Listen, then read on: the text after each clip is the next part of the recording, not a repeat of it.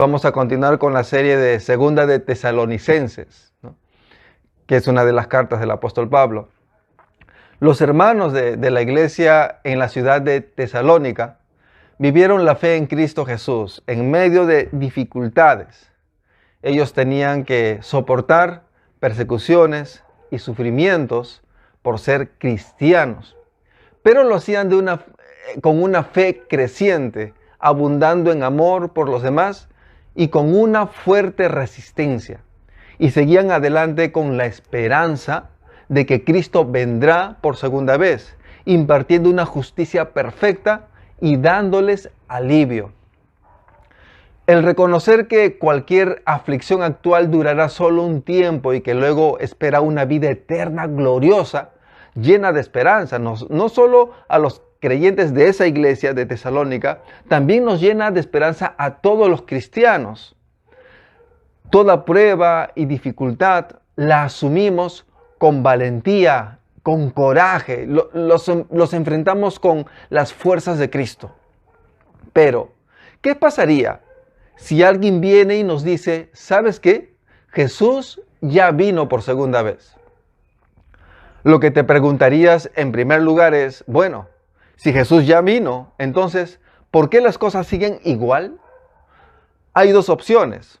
O la segunda venida de Cristo no implica ningún cambio en la historia de la humanidad realmente, o Cristo aún no vino. Y esta persona que te dijo que Cristo vino está mintiendo.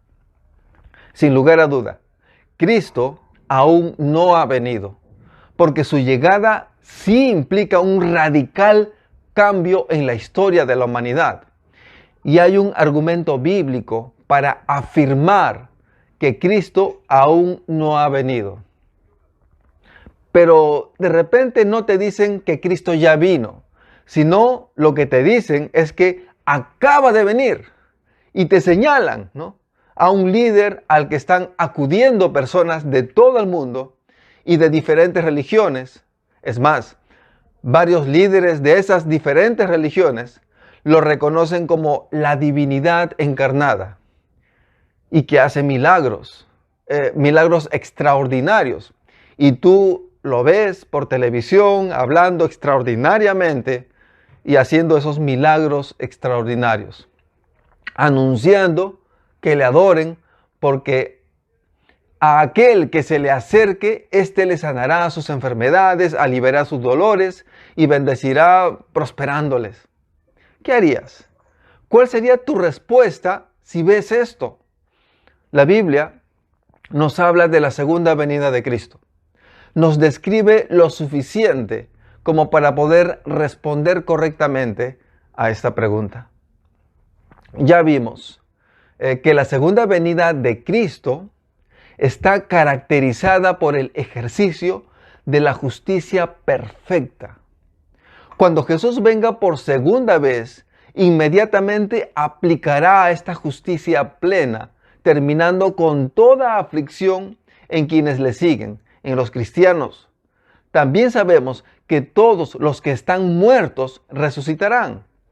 La segunda venida de Cristo será un evento extraordinario, será maravilloso, marcando el fin de la historia de la humanidad como lo conocemos, para dar inicio a una nueva historia, totalmente libres de la corrupción, del pecado, de la maldad y del dolor. Entonces, si alguien te dice que Cristo ya vino o que está aquí, no te dejes engañar, ni te alarmes. Como dice en 2 de Tesalonicenses, el capítulo 2, los versículos 1 y 2. Dice lo siguiente: hermanos, con respecto a la venida de nuestro Señor Jesucristo y nuestra reunión con Él, les rogamos que no cambien fácilmente de manera de pensar. No se dejen asustar por nadie, ni siquiera por un espíritu, una palabra o una carta que pretenda aparecer como nuestra, en el sentido de que el día del Señor está cerca. Para que no seas engañado de tal manera que cambie tu forma de pensar y no te quedes asustada por falsos anuncios de la segunda venida de Cristo, será importante conocer ¿qué es lo que ocurrirá previamente? Hay personas que al escuchar sobre la segunda venida de Jesús se asustan mucho porque lo relacionan con el fin del mundo, con una destrucción catastrófica que marca el fin de la humanidad. Pero este es un error. No es el fin de la humanidad. Es cierto que es el fin de la historia de la humanidad como la conocemos ahora, pero se iniciará una nueva historia. La humanidad será totalmente, no será totalmente destruida. Lo que le sucederá es que se encontrará con su destino eterno. Cada uno recibirá lo que le corresponde, unos en Cristo, en la gracia de Cristo, y otros según sus obras para condenación. La segunda venida de Jesús es determinante para este cambio. Y los cristianos, nosotros, todos los que creemos en Jesús, estaremos preparados, sabiendo que ya viene. Para nosotros no será una terrible sorpresa, será un evento que esperamos, un evento glorioso, algo maravilloso en el cual participaremos. ¿Cuáles son esos eventos que nos ayudarán a estar preparados para la segunda venida de Cristo y que ahora nos ayudan a reconocer que Jesús aún no ha venido? Los eventos son la apostasía y la manifestación del hombre de pecado. Dicen en el capítulo 2, los versículos 3 y 4 de Segunda de Tesalonicenses: de ninguna manera se dejen engañar, porque ese día no vendrá sin que antes venga la apostasía y se manifieste el hombre de pecado, es decir, el hijo de perdición, el cual se opone y se enfrenta a todo lo que se llama Dios o es objeto de culto. Llega al grado de sentarse en el templo de Dios y de ocupar su lugar, haciéndose pasar por Dios. El primer evento mencionado aquí en estos versículos que acabamos de leer es la apostasía. Y existen dos formas de entender esta palabra. Una de ellas es el negarse a aceptar a Dios o negarse a reconocer a Dios como tal, rechazándole. ¿Será esta la apostasía? Que una persona, cuando se le habla de Jesús, se le explica que Él es Dios, quien se entregó para salvarnos de la condenación y que es el Rey con derecho a gobernar la vida de cada uno, de cada persona que existe. Esta persona, después de escuchar todo claramente y de entender el Evangelio con claridad, este mensaje de salvación, dándose cuenta esta persona que Dios sí existe y conscientemente decide rechazar a Dios. ¿Será esto apostasía? Bueno, si hablamos de una persona, podríamos decir que esta persona es apóstata, está rechazando el reconocer a Dios como su Dios y rechazando la salvación, prefiriendo seguir gobernando su propia vida, pero a la vez eligiendo la condenación eterna. Pero la apostasía de la que se habla aquí en Tesalonicenses no es el de una persona o algunas personas, que por cierto siempre, a lo largo de la historia, desde que se predica el Evangelio, han habido personas que rechazan, que deciden rechazar a Jesús. Pero no es de esta forma de apostasía. Aquí se está hablando de algo mucho más grande, algo con más fuerza y más evidente. También podemos ver a ciertos grupos o creencias que anunciaron un fuerte rechazo a Dios. Por ejemplo, el evolucionismo, el comunismo materialista. Esto ha sido una constante en la historia. Pero hoy, mirando a nuestro alrededor, parece que todos están reavivándose y cobrando mucha fuerza. Y se ha generalizado. Nuestra sociedad limeña, a pesar de no ser conocedora de la palabra de Dios ni de Dios, era respetuosa y hasta temerosa de las cosas de Dios. Pero ahora ya no se ve ese respeto o temor. El comunismo materialista, que ve a la religión como su enemiga, está cobrando mucha fuerza en Latinoamérica en estos tiempos. Los movimientos LGBT y feministas tienen mucho poder y dentro de su labor es la de denunciar su rechazo a Dios y de promover este rechazo. Las grandes empresas productoras de películas, series y documentales están abiertamente dedicadas a anunciar y promover el rechazo a Dios. Los gobiernos de muchos países en el mundo se caracterizan por el rechazo a cualquier cosa relacionada a Dios. El principal ejemplo es Estados Unidos, que sufre un progresivo cambio en sus leyes, que en su inicio fueron basados en principios bíblicos. Esta acción apóstata de rechazar a Dios se ha maximizado en estos años y se puede ver que esto sigue creciendo en la sociedad, en los medios de comunicación, en los gobiernos, en las empresas, en las ONGs, en los movimientos y en las leyes de los países. Nunca se rechazó a Dios en esta escala y de una manera tan abierta y directa como sucede en estos tiempos. Pero aquí no podemos terminar en cuanto al tema de la apostasía, porque esta palabra también significa separarse, abandonar o renegar de la fe. Y es el significado que más enfáticamente se le da a esta palabra. Antes, cuando leía este texto o alguien hablaba de este término, apostasía, yo me imaginaba a personas que van a la iglesia y participan en las reuniones, leen la Biblia, oran. Personas que externamente, que aparentemente son seguidoras de Jesús. Dejando todo esto para volver a vivir sin depender de Dios, sin seguir su voluntad, y pasar a gobernarse a ellas mismas. Y me explicaban que esto sucede y ha sucedido. Algunos hicieron esto, pero no me era común ver esto en la iglesia. Y me explicaron que en esos días, previos a la segunda venida, se maximizaría eso. Será aún mayor, que allí sí será la apostasía. Y yo me imaginaba, digámoslo, que de 100 congregantes en una iglesia se apartaban 10 o 25 y me imaginaba ese porcentaje entre 10 y 25% de los que se congregaban tirando la toalla. Es mucha gente, son muchos. Y pensaba, qué terrible será eso.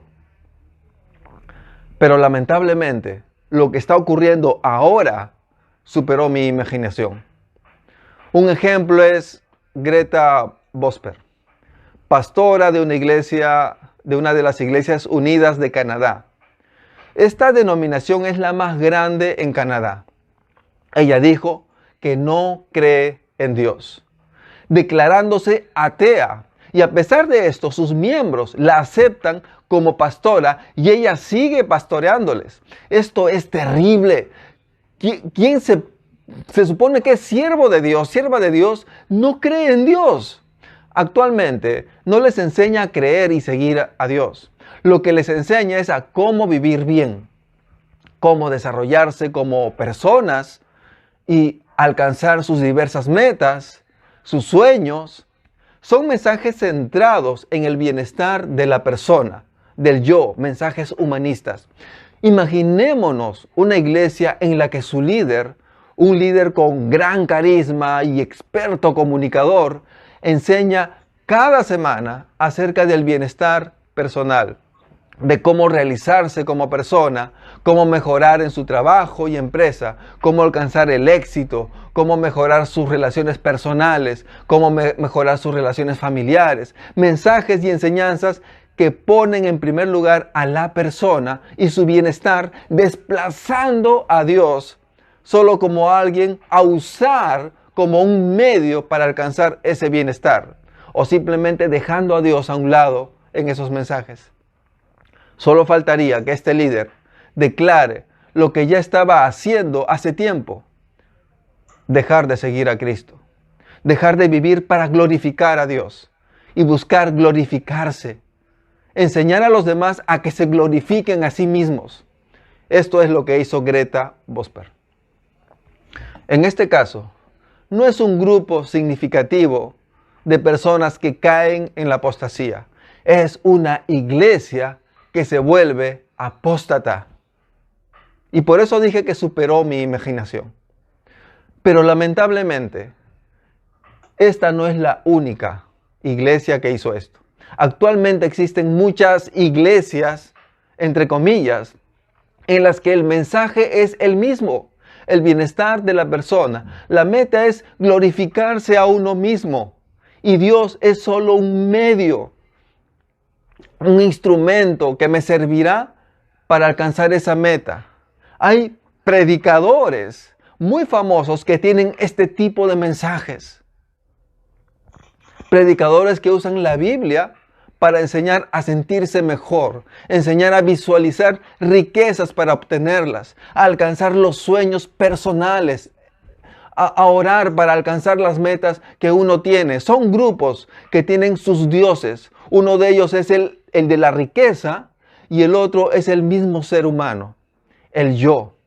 Yo quiero ser bendecido, yo quiero prosperar, yo quiero ganar, yo quiero tener negocios, yo quiero tener una familia feliz, yo quiero realizarme, yo quiero conocer más cosas, yo quiero ser famoso, yo quiero ser popular, yo quiero un buen trabajo, yo quiero un alto puesto. ¿Y quién me lo dará? Dios. Dios es el medio para que esta persona tenga todo lo que quiera o, por último, uno mismo obtenerlo. Para estos grupos, Dios llega a ser el sirviente y ellos son el jefe. ¿Acaso esto no es apostasía?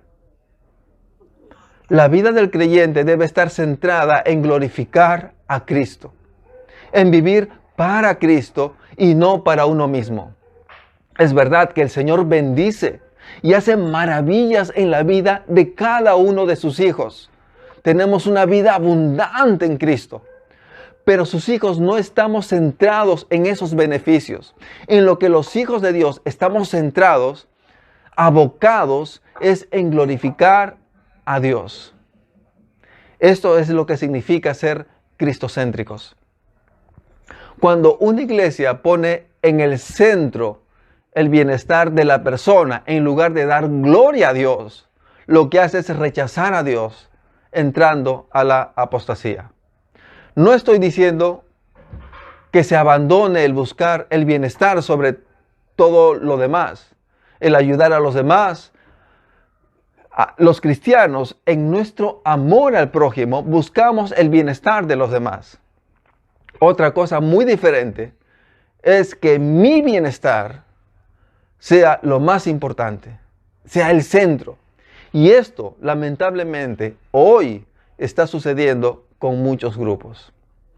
Ten cuidado de que tú no estés en alguno de estos grupos en los que las personas están siendo engañadas creyendo que eso es ser cristiano, porque no lo es. En base a esta señal, podemos afirmar que Cristo aún no ha venido, pero vemos, lamentablemente, tiempos de una fuerte apostasía que aún sigue creciendo. Lamentablemente, debemos reconocer que esta apostasía aún no llega a su pico más alto. Pero esto nos lleva a reconocer también que falta poco para que nuestro Señor venga por segunda vez. Pero no será mañana. La segunda señal mencionada en estos versículos nos muestra que falta un poco más, unos años más. Aunque por otro lado, las cosas hoy en día están ocurriendo demasiado rápido. Hay muchos cambios. Experimentamos cambios tan rápidamente que cuando recién estamos acostumbrándonos, adaptándonos a ese cambio, al último cambio, ocurre algo más. El segundo evento previo a la venida de nuestro Señor Jesucristo es que se manifestará el hombre de pecado. Dice desde el versículo 5 en segunda de Tesalonicenses: ¿no os acordáis de que cuando yo estaba todavía en vosotros os decía esto? Y vosotros sabéis lo que detiene por ahora para ser revelado a su debido tiempo, porque el misterio de la iniquidad ya está en acción. Solo que aquel que por ahora lo detiene, lo hará hasta que él mismo sea quitado de en medio. Y entonces será revelado ese inicuo, el hombre de pecado, a quien el Señor matará con el espíritu de su boca y destruirá con el resplandor de su venida. Continúa diciendo en el versículo 9, inicuo cuya venida es conforme a la actividad de Satanás, con todo poder y señales y prodigios mentirosos, y con todo engaño de iniquidad para los que se pierden, porque no recibieron el amor de la verdad para ser salvos. Dice en el versículo 11, por esto Dios les enviará un poder engañoso para que crean en la mentira, a fin de que sean juzgados todos los que no creyeron en la verdad, sino que se complacieron en la iniquidad. Este personaje llamado el hombre de pecado en el versículo 2 se caracterizará por oponerse a la ley. Este hombre de pecado está directamente relacionado con la apostasía y por sus características será quien entrará a liderar esta apostasía. Así como la apostasía que se ha visto en formas pequeñas a lo largo de la historia, el principio de la oposición a la ley de Dios también ha estado activo a lo largo de la historia.